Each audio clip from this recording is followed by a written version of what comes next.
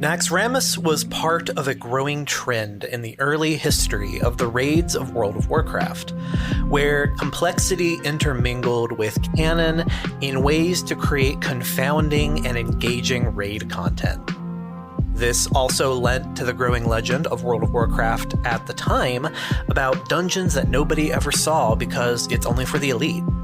Players who have completed every quest, gathered all the needed potions and armor, and found 39 other like-minded players who all want to spend 6 or 7 hours a night banging their heads against some of the toughest challenges in gaming. And I was one of them for a great while. I didn't break into the raiding scene until Burning Crusade, but there's a reason why the in-game content of World of Warcraft, even now, has a mystique and allure to it. There's just this aura of coolness around these big, amazing spaces and boss encounters, given to the player with very little direction or help from the game itself, even with the adventure guide added recently. It's trial and error at its greatest and worst. This is even more on topic for me now, as just this past week I began raiding for the first time at level in retail since probably Legion? Sure, it's just looking for raid, nothing crazy, but it reminded me why I love this content in the first place. Even when you've gotten killed 5 times in a row against the jailer because half the raid doesn't remember to stand behind a pillar lest they get permanently mind-controlled, it's still amazing and a good time. In fact, Rachel was walking in and watching me raid, and I was just sitting there dead because I had accidentally stood in something in a fight that I didn't know, and she just kind of says, "Are you having fun?" And yeah, weirdly enough, this weird, masochistic form of gaming is my happy place. I can't explain it, but in general, I don't think World of Warcraft players can explain it. And if all of that gave you panic attacks and sounded super not fun, then you probably know that raiding isn't for you, and that's fine. Honestly, you aren't alone. However, that probably means you've missed a lot of interesting content, and there are parts of this game you just have never been exposed to. So, in the second part of our look at the Scourge Fortress Naxxramas, and it's a long one, let's take a look at how the sausage gets made as we peek past the veil of Naxxramas and look at its raid history, the mechanics, and what it was like to step into its halls as we give you a guided tour of the final raid in Vanilla WoW. This is Essence of Azeroth.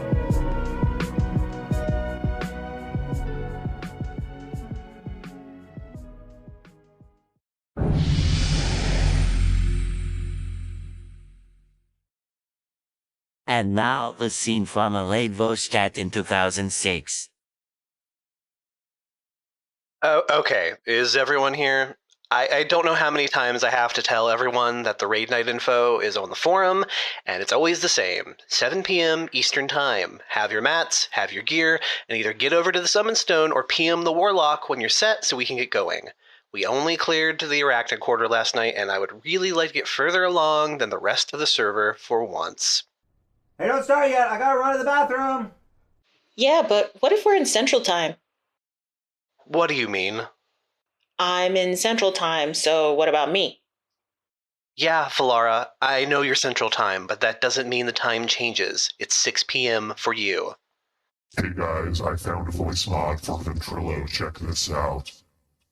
No, don't do that. No voices, no screwing around. If we wipe it because you spend an hour trying to only talk like Kermit the Frog or some crap again, then I'm docking DKP from everyone for each wipe. Would totally not be epic, man. Okay, I'm on the toilet, so don't start yet. Can we hurry this up? I TiVo'd One Tree Hill this week, and I'd like to watch it before someone on MySpace spoils it. Neko Cleric, you're main tanking tonight. You can't just bail to go watch TV. See, the great thing about Central Time is that all of the stuff comes early for me. So I already got to see Nathan and Lucas get into that big fight. No, do not say anything. I TiVo'd it. I have a TV in the bathroom. It's great. If I had a TV bathroom, I would never leave. No, stop it. Nobody's leaving. Greg, stop pooping and get to the plague lands. Neko, move your TV next to your computer and try not to sound distracted while hitting your taunt button every 10 seconds. Galinar, turn the voice changer off or I'm kicking you out of the guild. Valera, get the summon portal ready, and everyone else is logging on. Anyone have a problem with any of that? Hi-ho, Kermit the Frog here. I said no more voice changer. I didn't. That was an impression. Jeez.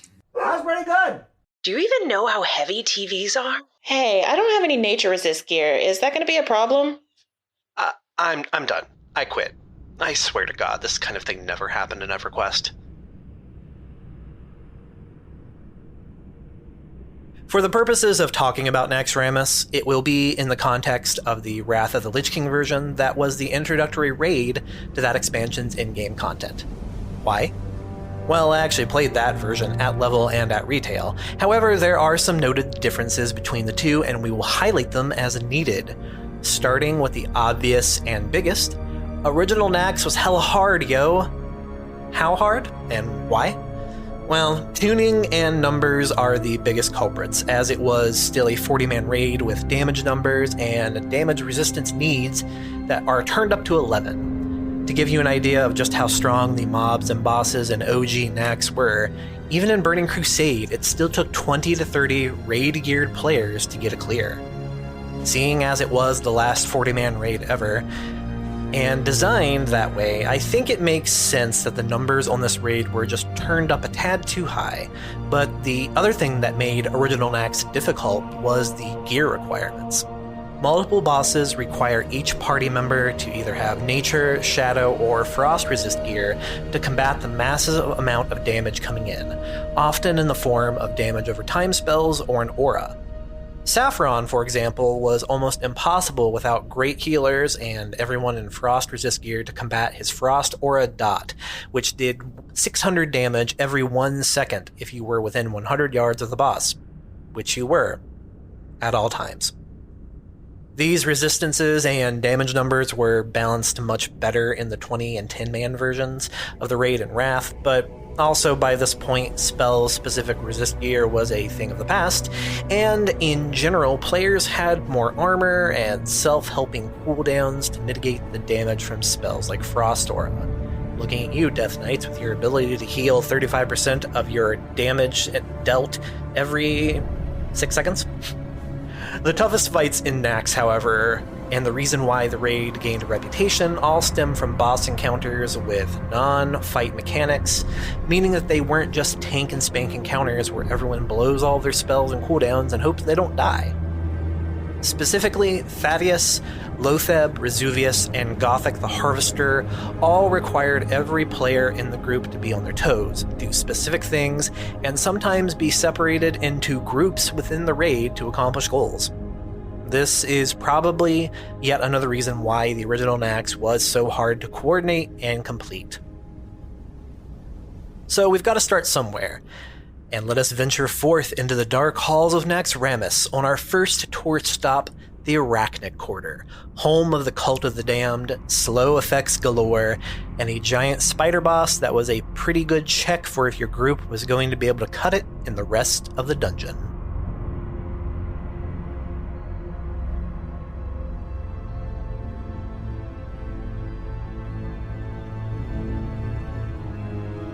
The Cult of the Damned were a major enemy group in the early days of World of Warcraft, with it being a doomsday cult made up of all the races all over Azeroth, still alive, and in the service of the Lich King. To these folks, being undead was an honor one must earn, and there was no better way to serve the Scourge than to be able to go into their cities and encampments and spy and cause mischief and trouble. The cult's prominence in Naxxramas centers on its first member, El'Thuzad, former Kirin Tor Archmagus and turncoat against humanity, all for the promise of power and immortality. Some current retcons from Shadowlands state that Kel'Thuzad was actually always in service of the Jailer, meant as a double spy implemented in the Scourge to make sure they succeeded in their goal of weakening Azeroth enough for the Jailer to use the planet's power to power the cosmic forges in Zereth Mortis. However, that is a story for another time. The Arachnic Quarter is major arachnophobia territory and has all sorts of awful skittering sound effects with trash mob pulls that get longer as you progress through the wing.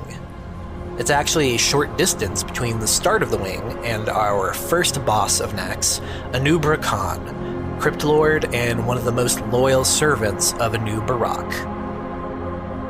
No matter if we're talking about the 40-man, the 25-man, or the 10-man versions, there's one consistency in talking about the Anu Barak fight: tanking. In addition to needing a main tank to stay on Anub, your group also needed additional off-tanks to handle the Crypt Guard adds that come along and spawn within the encounter, as they can apply infinite damage debuff. In the 25-man version, the encounter begins with 2 guards, while one doesn't spawn until the Locust phase in the 10-man. The Locust phase is the biggest challenge with Anu Barak, as he must be kited around the room's square outermost area by the tank very slowly, while a healer follows that tank to keep them from succumbing to an AoE nature damage spell that could do up to 1200 damage a second to anybody in a 30-yard radius. While all that is going on, there are also Crypt Guards coming out to contend with for the rest of the raid, meaning that the DPS need to only down the adds, but also keep focusing on Anu Barak. You're juggling a lot of balls here. The drops for this fight are pretty paltry for an entry-level raid, but did include a couple of purple items with jewel sockets, which at the time in the beginning of Wrath era raiding was a pretty big deal, and I think it was actually one of the first pieces of gear I ever got that had a jewel socket. Moving further into the wing, players will encounter Grand Widow Fairlina, a living member of the cult and described as such. The Grand Widow Fairlina, a botanist in life, breeder, and caretaker of arachnids in death, she oversees the Spider Wing, developing the most potent poisons for the Lich King. Players will contend with 2 things in this fight. First, the enemy worshippers that start every encounter, they always respawn back, some of which can be mind-controlled and used to apply a debuff to Fairlina that can slow her big attack, Poison Bolt Volley, which is the other major issue. The boss will spray the 10 closest members of the raid every 15 seconds, doing damage and applying yet another nature damage dot. Get used to those. Healers will have to pay close attention to the tanks during her frenzy period, in which her haste and melee damage increases exponentially, doing up to 20,000 damage a strike. No, that is not a typo. This is where having a single target healer, such as a Discipline Priest, like I used to be, comes in handy, able to barrier and buff the tank solo while the rest of the healers handle the massive amount of AoE coming from all sides. There is one achievement for this fight, called Nama Said Knock You Out, requiring the raid to clear the fight without dispelling any of her frenzy phases. Now, that's a lot of damage, but in the original fight, a mind control user was absolutely required, as it was the only way to sacrifice a worshipper and dispel frenzy and get rid of it at all, because it wouldn't wear out. This won't be the last time a mind controller would be required in Naxxramas. Some noted loot includes an equipable totem for shamans called the Totem of Misery, which counted as all 4 of the elemental totems, which was a rarity at the time. And finally, players delve down into the deepest webs and confront the final boss of the Arachnid Quarter, the Great Widow Makesna, born in the mountains of Northrend and used as a broodmother for Scourge forces. She has some major abilities that players absolutely cannot ignore, lest you wipe the raid and force everyone to walk all the way back through the Arachnid Quarter. Let me tell you, I've done it many a time, it's not fun, don't do it. The first is her web trap, which she does every 40 seconds and sending 2 players flying to the opposite wall of the room and encasing them in a cocoon that has 15,000 health, and it must be broken by the DPS, because not only will the wrap not break by itself, but it does 3,000 damage a second. The second, and honestly bigger concern, is her necrotic poison, which can reduce healing on the target by up to 90%. And if you're betting she primarily uses it on the tank, then you would be correct. This is your druid's time to shine, as Abolish Poison was the best spell for the job for getting rid of the poison. Honestly, if those 2 things are managed, then this fight was fast and kind of easy, becoming a DPS race to kill her as fast as you could, especially because she had an enrage timer that kicked in at 30% health. With the spider wing squashed, we head to our next target and perhaps the hardest of the wings for new raids to handle, the Plague Quarter.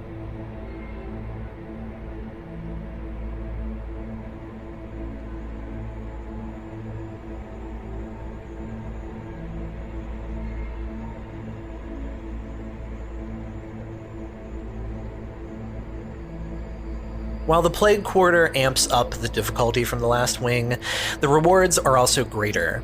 This was players' first stab at tier gear, dropping the Tier 7 belt for players from the first boss of the wing, Noth the Plaguebringer.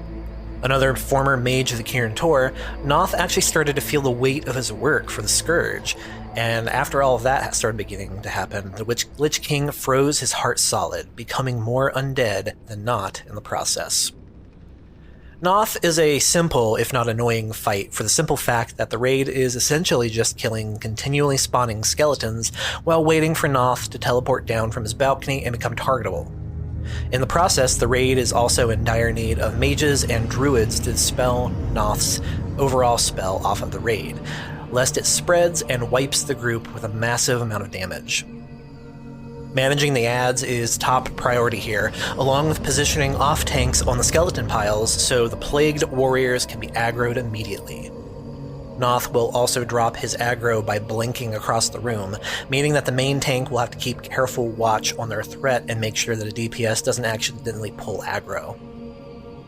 Patience wins the day, and in Wrath, Noth can even be killed in a single phase if the players play their cards right.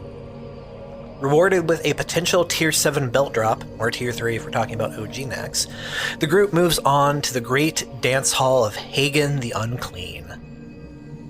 There were plenty of pug raids into Nax for me that ended at Hagen, mainly because of folks' unwillingness to do the most unwow thing there is, which is stop attacking and start watching where you're going. Yes, this is another time when the most important thing is to not stand in fire or purple stuff and to follow the group.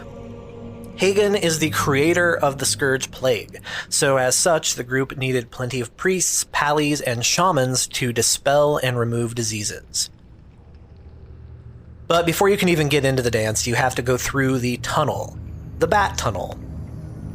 Bat credit card not included.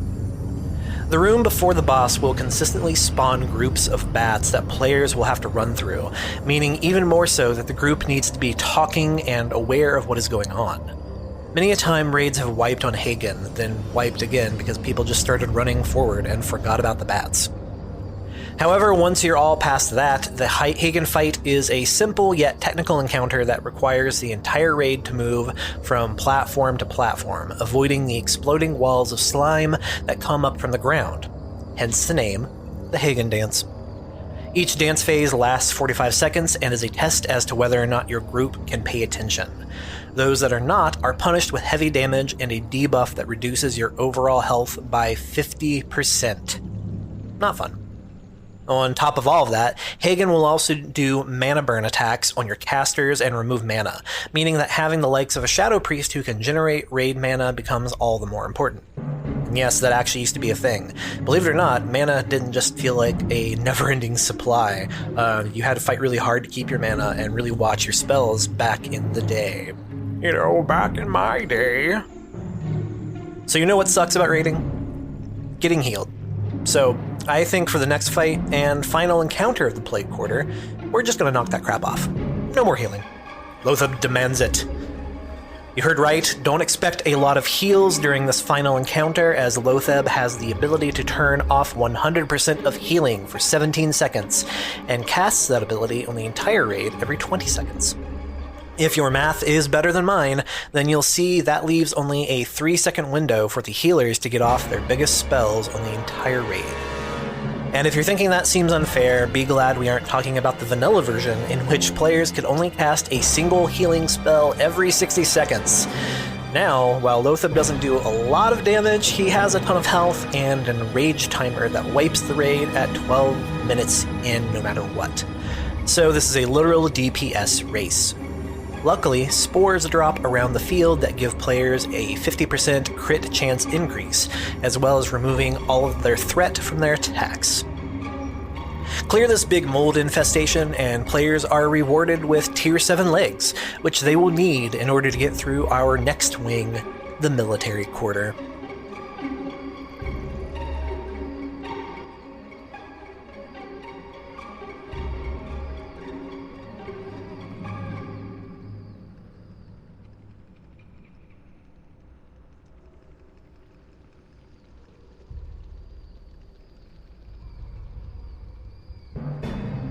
Of all the changes made between Vanilla and Wrath versions of Naxxramas, the military corridor, also called the Death Knight Wing, probably saw the most changes. Not only was an entire boss replaced in the process, but the mechanics for all three were mostly dumbed down for entry-level raiders. Which isn't to say that the DK Wing is easy. The Four Horsemen fight is still one of the most mechanically challenging in the game, but before that, we've got to make our way through a lot of trash mobs. The entire first 10 minutes of the wing are nothing but pulls against plate armor-wearing packs of Death Knights, so prepare for a lot of spell damage. Eventually, players will make their way to the first boss, the notorious Instructor Resuvius. Even in his nerfed Wrath form, the Instructor is still a very gimmicky fight that requires players to think outside the bun. For one, it isn't just a simple tank and spank. Resuvius does a ton of damage and places rend effects on the main tank, and DPS doesn't really do a lot of overall damage to the boss. Instead, the raid must either use a priest's mind control or one of the domination orbs in the arena to take control of the instructor's Death Knight pupils, whose auto attacks do massive damage to their instructor. In Vanilla, this fight was extremely complicated and required healers to not only keep tanks alive, but also heal up the enemy Death Knights, while also using a hunter and off tanks to kite the spare Death Knight pupils around and keeping them alive, because if you kill all of your Death Knight pupils, then you essentially had to wipe the boss because you had no way to deal damage to Resuvius. In Wrath, it's much simpler and dumbed down, which is maybe for the best. The next boss is similar in structure to the Noth fight from Plague Wing, in that the boss will start up, away, and untargetable while the raid deals with groups of mobs. The difference here is that the party must be separated into two groups on opposite sides of the room, unable to reach one another. One side will handle the alive group of enemies, and upon the death of those enemies, they spawn on the other side as spectral ghosts. This will continue for about 4 minutes until Gothic the Harvester drops down into the arena, at which point the fight becomes a tank and spank. It's not a hard counter, but it's one that requires the players to show some restraint, as killing all the alive mobs all at once means you're going to overwhelm the undead side and probably kill your other group. This means that crowd control becomes important, with hunters getting to use their traps for once, and mind controls and frost novas. Everything that comes of use here. Easy peasy. Which is good because now we're at the Four Horsemen and nothing is easy here. The Horseman is probably the most iconic fight of the raid and one of the most difficult in WoW's history for the fact that it requires 4 tanks, healers who are able to multitask, and DPS that can keep from stealing aggro away from those tanks, all the while everybody is swapping positions across a very strangely laid out room. It's a lot of coordination, a lot of effort, and losing even a couple of people can sink the fight. This fight was so difficult in Vanilla WoW that no guild got a full clear of it for the first 7 weeks of the raid's existence. So, why the difficulty? First, each of the 4 horsemen are in their own corners of a mostly square-shaped room. There's actually little indentations in the middle to block each corner off from one another so that one corner on one opposite side can't try to heal the group on the other side. Each boss has their own aggro table, and while they can be unarmed by warrior moves, the biggest dangers come in their AoE Mark of the Horseman spell, doing damage and reducing player overall threat. This becomes a problem because the tanks on each side of the room will need to swap horsemen with the opposite tank so that the stacks of the Horseman Mark from each boss doesn't build up too high. This also means that each tank will have to drop aggro and drag the boss from the opposite side back to their corner. So think about these two groups pulling the horsemen to the middle and then swapping and then pulling them back. Because you have to make sure they stay separate, because if the 2 horsemen collide, they start casting a spell that can wipe the group in seconds. As you can imagine, this gets confusing, and DPS would often keep attacking the wrong target, steal aggro during the switch from the tanks, or simply forget what they're doing. And this is happening on both sides of the arena, so if you're having problems on your side, you better hope that the other side is doing things correctly. Once a horseman loses all of its health, the boss turns spectral with a new set of abilities and an inability to be tanked or damaged any further, at which point the 4 raid groups begin combining back into the center to finish off the final horseman. However, this challenge had great rewards with the Tier 7, or Tier 3, chest pieces, and in Vanilla WoW was where the ultra-rare and original Ashbringer sword would drop, which has long since been unobtainable. One wing to go, and it just happens to be my personal favorite.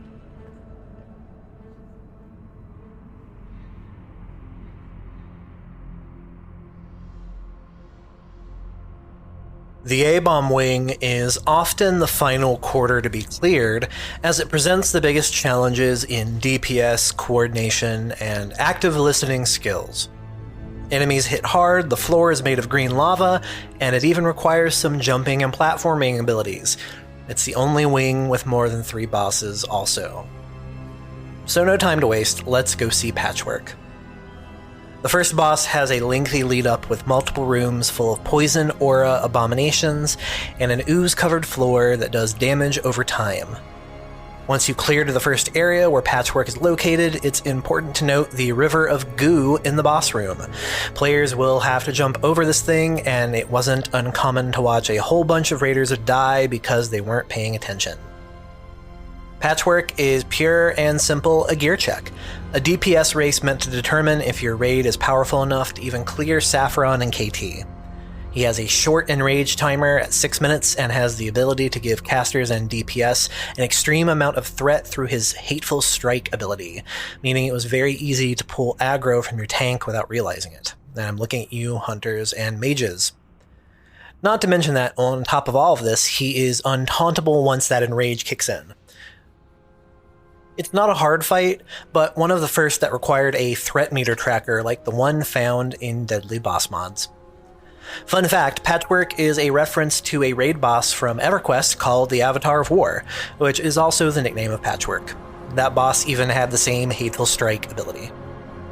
Next, and very close by, is the Flesh Giant Grobulus, in another encounter that requires players to move as a unit, while also testing the kiting ability of your off-tank.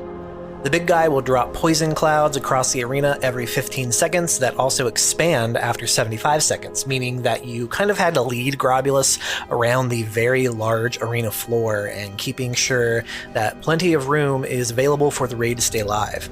On top of this, he also spawns a dangerous slime monster and has the ability to affect raid members with an exploding poison spell that can kill the player and the entire raid if they don't run away from the entire group. You don't want that. Many times I sat in that fight and it would often fall apart because somebody didn't realize that they had the exploding poison on them and they didn't move and everyone died.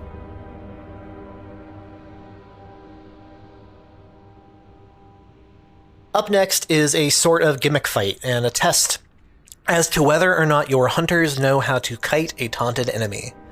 The giant undead flesh monster dog Gluth is able to reduce player healing with its Mortal Wound ability, while also having an effect that reduces all players to 5% health every 90 seconds. However, the spell also affects the zombie adds that will continually spawn around the room, and during the fight that players will have to burn down lest the dog wanders over and munches on 5 or 6 of them, healing for 5% of his HP for each one devoured. This encounter is all about management of elements, with hunters and off-tanks leading Gluth away from the pack of zombies, while DPS burn down those zombies and healers keep watch for any HP reduction spell that hits the room. There were times in this fight where Gluth will heal back to full health if the players aren't able to manage the adds, which is extra problematic given that the boss has a very short 8-minute rage timer that increases his damage and attack speed by 500%, signaling a surefire wipe. And finally, we've come to our last main boss of the Wings of Naxxramas, and is yet another one that is far more about execution than it is about doing big numbers of damage. The Frankenstein's monster-like Thaddeus awaits players on top of a massive platform over a field of sludge, requiring the raid to jump from separate platforms over to the boss once the encounter moves to Phase 2. Plenty of times I would see players fall and have to slowly swim back and jump again, only to fall once more. Seriously, platforming in MMOs should never be a thing. The raid will split into 2 groups, one for each of the 2 platforms, and take on hunchback enemies on each side. Not only must the two monsters be kept on the platform to avoid hitting the entire raid with an unblockable shock spell, but both enemies have to be killed within 5 seconds of each other or they'll spawn back to full health and you have to start over. If the raid manages to get past this, then they must quickly jump to Thaddeus's platform and stay in 2 separate groups on each side, with each one picking up one of 2 Tesla coils that are hanging from the room on each side of Thaddeus. Each coil provides either a negative or positive charge, depending on which side of it you're on. Not only will players have to deal with how high their stacks of this charge get, but every so often the boss will perform a polarity shift, requiring the raid group to swap sides and pick up the opposite charge, or suffer the consequences of a massive and spreading damage attack.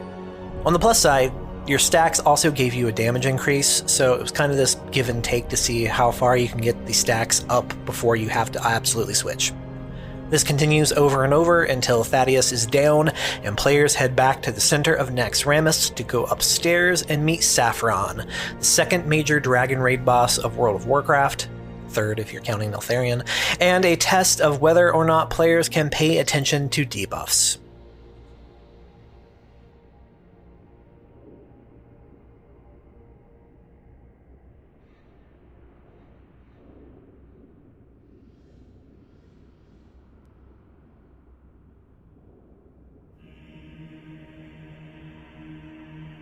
Frostworm Lair represents 2 of the most challenging raid bosses in WoW from a gameplay perspective, with both encounters being long and requiring coordination from individual groups of players in order to succeed.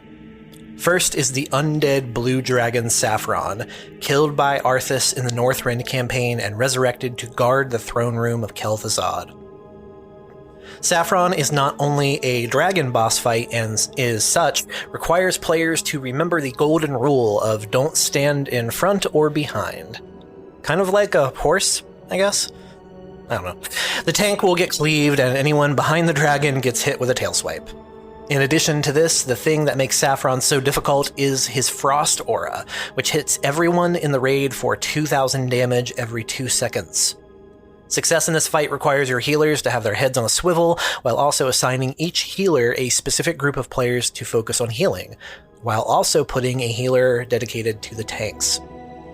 Those healers need to be mindful of their cooldowns and mana, as it was easy to blow everything once, and then you'd move on to the Blizzard and Frost Breath phases of the fight, which deal even more AoE damage on top of that unavoidable Frost Aura. It also required players to move around and avoid the fog/blizzard effect moving across the arena in kind of an unavoidable pattern. You had to bob and swerve and weave. It was a whole bunch of trying to watch to see where you're going.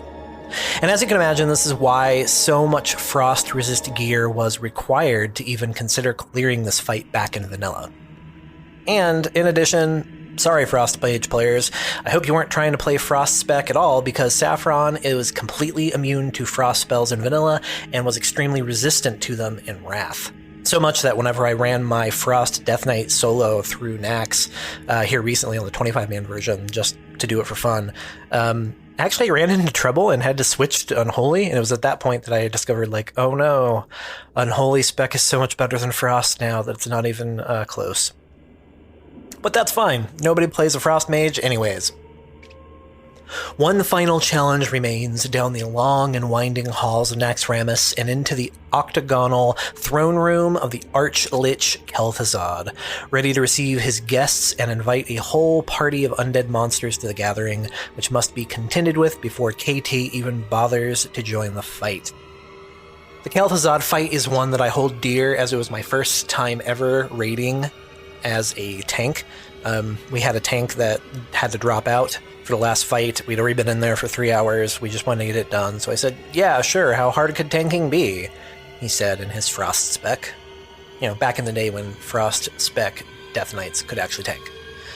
So I was assigned the off-tank task of the Crypt Lords that spawn in Phase 3 and have the ability to increase their damage and size by 15% every 20 seconds, meaning they absolutely had to be off-tanked or the DPS would get wrecked in mere moments.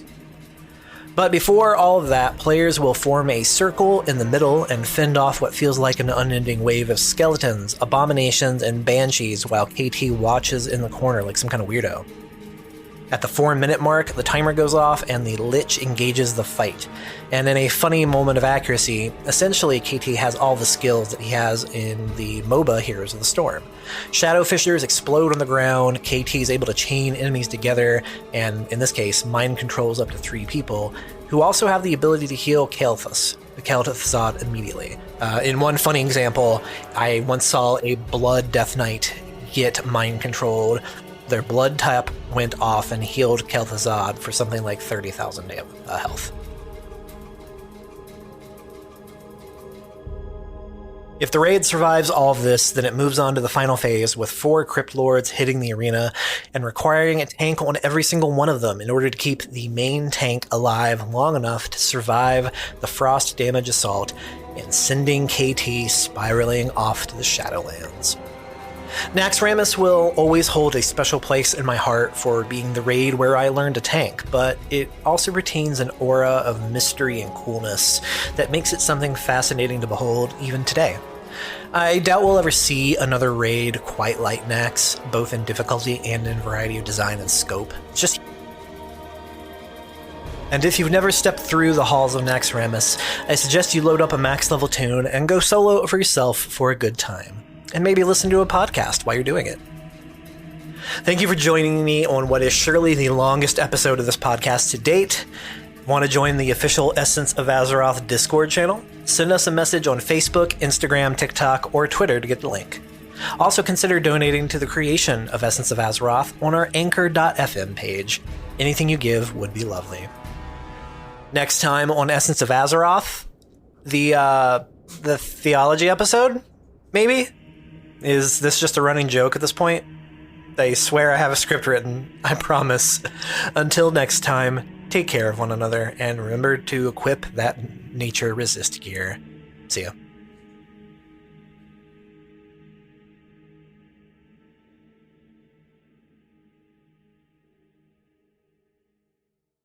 Hi-ho, Kermit the Frog here. I said no more voice changer.